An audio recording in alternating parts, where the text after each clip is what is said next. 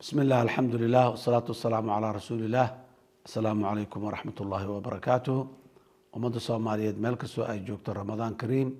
Ramadaankiisa iyo Ramadaanna kaloo badanba nabad iyo baraara iyo barwaaqo Allah nagu gaarsiiyo. Soonka iyo salaada iyo cibaadada iyo sujuudda na Allah naga aqbalo inta Ramadaan ku socdo. Intaas ka bacdi meel kastoo dadka Soomaaliyeed joogan waxaan leeyahay hambalyo bisha barakeysan ee Ramadaan.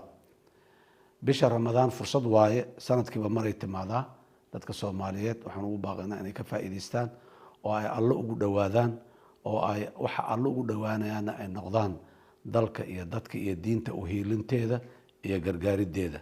Sidoo kale bishaan bil barakeysan waaye dadka Soomaalida ay walaalaha ah ee gacantooda ay gaaban tahay waxa ay haystaan ay yar yihiin oo ay afurkooda iyo suxuurtooda ay marka qaarkood isku toosnayn haloo gargaaro hala garab istaago waxa la siiyo waa qodobka labaad waxaan leeyahay bishaan waa bishii barakeysneed hal is cafiyo walaalka ay wax ka soo gaareen cafi cid kastoo aad wax ka tirsanaysana cafis weydiiso adiguna cafi sidaas daraadeed ayaa Ilaahay noogu wada gargaaraya aan u naxariisano dadkeena aan isu gargaarno aan isku kaalmayno fadliga bisha Ramadaan.